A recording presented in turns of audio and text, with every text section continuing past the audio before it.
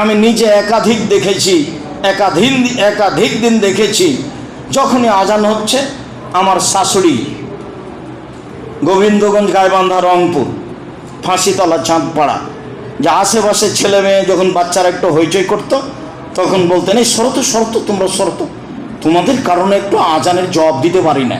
আজান হওয়ার সাথে সাথে আমার শাশুড়ি দেখতাম যে রেডি হয়ে গেছে আজানের উত্তর দেওয়ার জন্য, মানে সব কাজ বন্ধ, প্রস্তুতি তার আজানের উত্তর দিবে। আমি একাধিক দিন এরকম দেখেছি। রাসূল সাল্লাল্লাহু আলাইহি সাল্লাম বলেন, অন্তর থেকে কেউ যদি আজানের উত্তর দেয় তাহলে সে জান্নাতে চলে গেছে। এই কথা মুহাম্মদ সাল্লাল্লাহু আলাইহি সাল্লাম বলেন।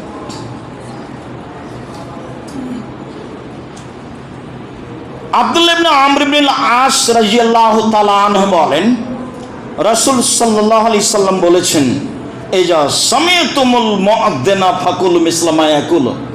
পৃথিবীর মানুষ, যখন তোমরা মুয়াজ্জিনকে শুনবা আজান দিতে, তখন মুয়াজ্জিন যা বলে তোমরা তা বলো।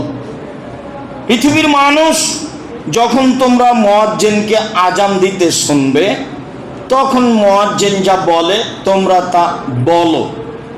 যখন আজান শেষ হয়ে যাবে, সাল্লু আলাইহা, আমার উপরে দুরূদ পড়ো। সাল্লু আলাইয়া, তোমরা আমার উপরে দুরূদ পড়ো।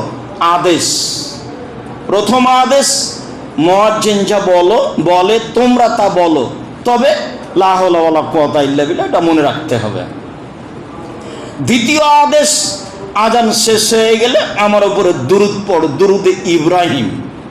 পরের বাক্যে তিনি বলছেন, মান সাল্লা আলাইয়া সালাতান সাল্লাল্লাহু আলাইহি বিআশারান, কেউ যদি আমার উপরে একবার দুরূদ পড়ে তাহলে আল্লাহ তাআলা তার উপরে 10 বার রহমত বর্ষণ করে, তার প্রতি দয়ার দৃষ্টি দেন।